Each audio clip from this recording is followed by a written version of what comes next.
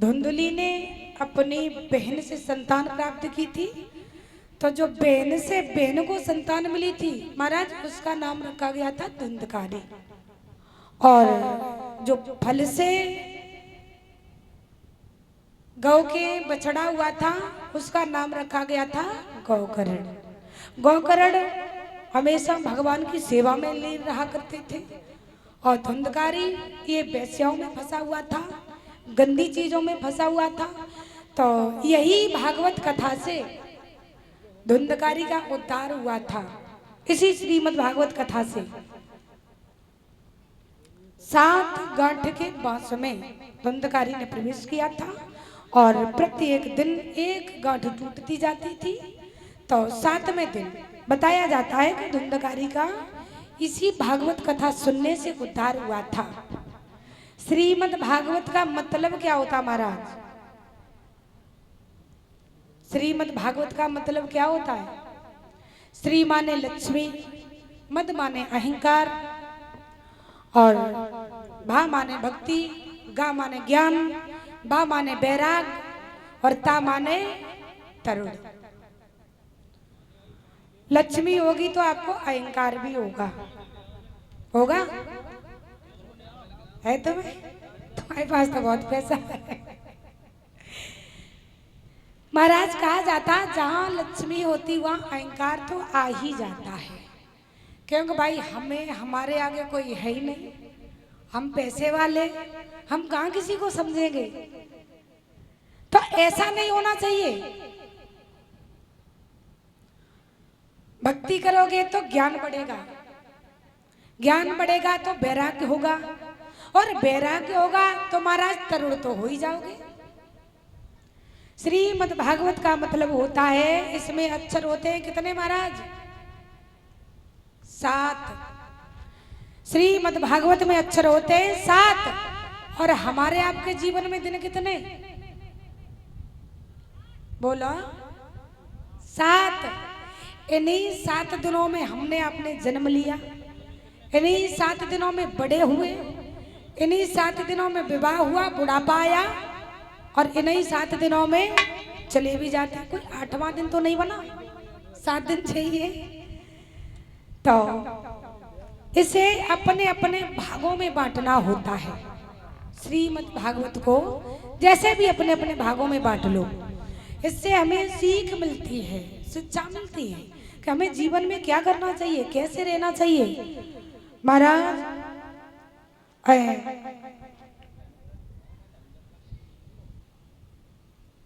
पहले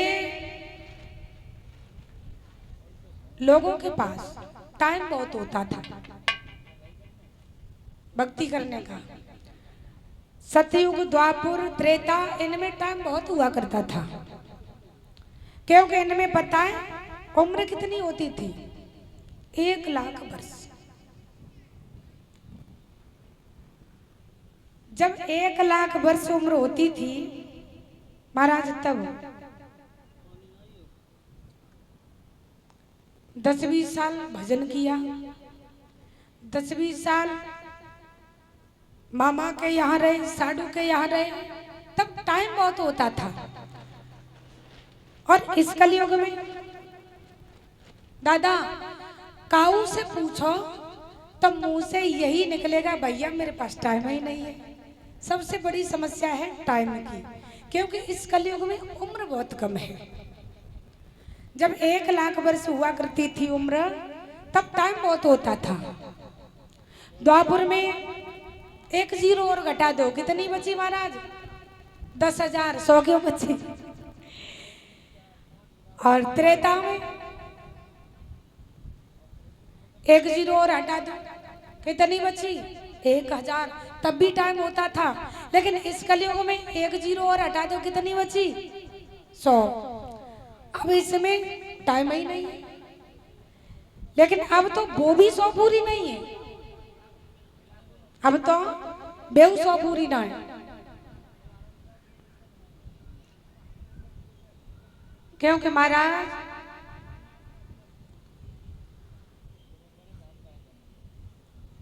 लोगों की कुछ कर्म ठीक नहीं है। कैसे? आजकल की संतानें बहुत बिगड़ी हुई चल रही है। बच्चे थोड़े से न बड़े हुए तो माँ बाप से कहा कि हमें फोन दे दो, एंड्रॉयड फोन दे दिया। जब फोन दे दिया तो वो फोन चलाने लगे। अब उसमें देख रहे रील महाराज, किसमें क्या हो रहा है क्या नहीं, वैसे ही खुद चल रहे। इंस्टाग्राम फेसबुक जब से चला है ना, ये फोन चले तब से बच्चे भी बिगड़ गए बहुत ज्यादा। फोन देख रहे, अब उन्हें देखो है 100 की स्पीड में जो भगा रहे हो तो हम भगा के देखे मोटरसाइकिल, फिर वे नहीं देखते। और एक चीज और है, हमने देखा अपनी आंखों से, 12-13 साल के हुए बीड़ी पीना स्टार्ट हो गए, सिगरेट पीना स्टार्ट हो गए। क्योंकि दोस्ती आजकल की महाराज बहुत खराब है। 2-4 मित्र मिल गए, कहा जा भैया चल एक सिगरेट लगा लेते, और ज्यादा है पर एक बियर ले ले। तो फिर जब नशा होगा तो नशा में दिमाग की जो हालत है वो खराब हो जाती। कहा भी जाता है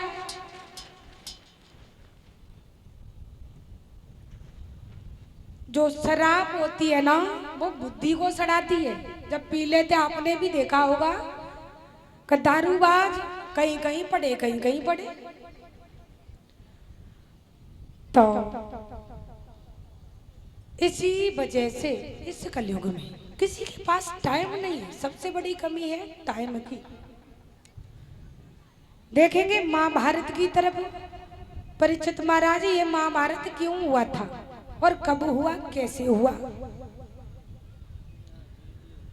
श्री सूत जी महाराज वर्णन करते हैं कि हे सोनगादिक ऋषियों,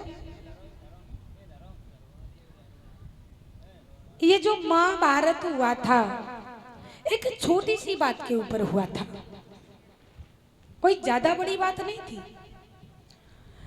बताया जाता है कि महाभारत में अगर द्रौपदी जैसी अबला न होती तो ये महाभारत भी नहीं होता। क्योंकि महाराज स्त्रियों के जबान में कंट्रोल नहीं होती।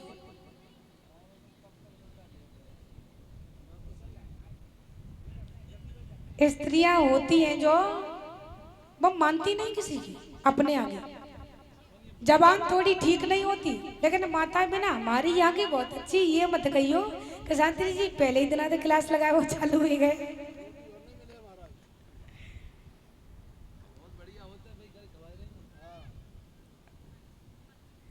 ये महाभारत हुआ था बहुत छोटी सी बात पे। एक दिन की बात है कि दुर्योधन द्रौपदी के महलों से होकर के गुजर रहा था। तो महाराज वहां की भूमि ऐसी हुआ करती थी कि जहां जल होता था वहां तो थल दिखाई देता था, और जहां थल होता था वहां जल दिखाई देता था। द्रौपदी अपने महलों पर केस सुखा रही थी। जब द्रौपदी केस सुखा रही थी तो दुर्योधन उन महलों से होकर के निकला। तो भैया दुर्योधन का पैर थल समझ के जल में चला गया। जब जल में चला गया तो उसी वक्त द्रौपदी हंसने लगी, कहने लगी वाह भाई वाह, अंधों के तो अंधे ही होते। क्योंकि महाराज दुर्योधन के पिता जन्म से अंधे थे। जब द्रौपदी हंसने लगी तो बाई समय पे दुर्योधन बोला, ए द्रौपदी तुम हमें देख के हंस रही हो, तुम्हारा ये हंसना तुम्हें बहुत रुलाएगा। आपने अच्छा नहीं किया जो हमें देख करके हंस रही हो, ये तुम्हारा हंसना तुम्हें बहुत रुलाएगा। महाराज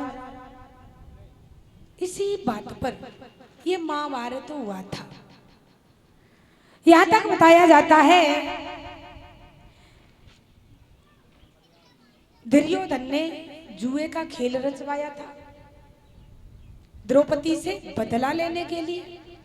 महाराज द्रौपदी को घमंड था किस बात का, किस बात का घमंड था कि उसके 5 पति थे। भला हमारा कौन क्या बिगाड़ सकता, हमारे तो 5 पति हैं। लेकिन परीक्षित महाराज, जिसके अंदर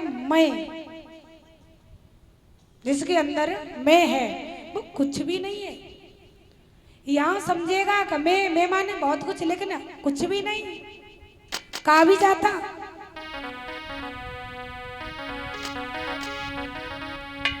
कि मैं ना जो करती है पिंजड़े में पाली जाती है।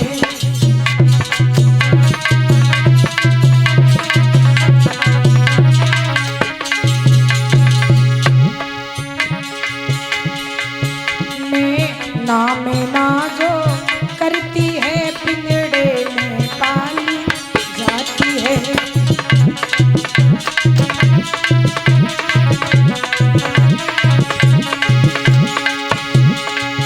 जो मैं करती है वो गले छुरी चलवाती है।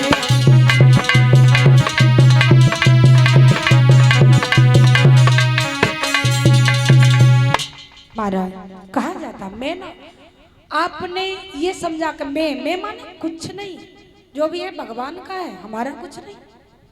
तो आपकी हर जगह पूजा होगी। और जिसके अंदर मैं है, मैं माने बहुत कुछ, हमारे अंदर कोई कुछ नहीं, तो अंत में उसके गले छुरी ही चलती।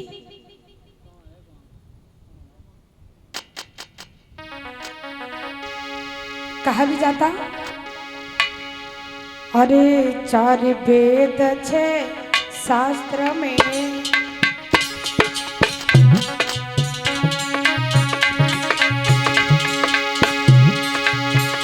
और पातक मिले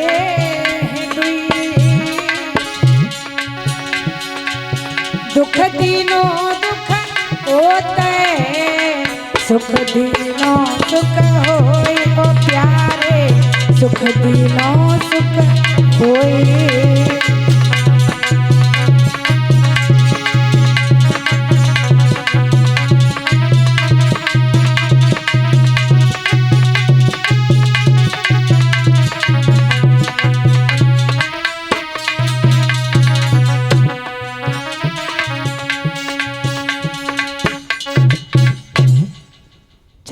वेद 6 शास्त्र में पातक मिले हैं, दुख दीनों दुख होते हैं और सुख दीनों सुख हो।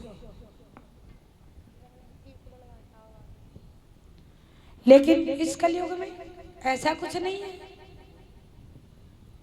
इस कलयुग में ठीक उल्टा है। यदि आप किसी को दुख दोगे तो सुख मिलेगा, और सुख दोगे तो दुख। कहा जाता है महाराज, जाकी लाठी ताई की भैंस।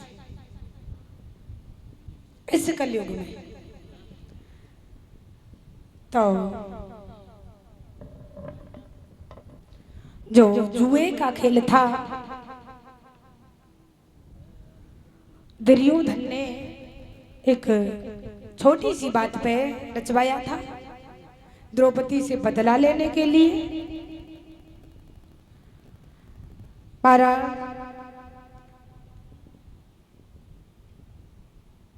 जब जुए का खेल रचवाया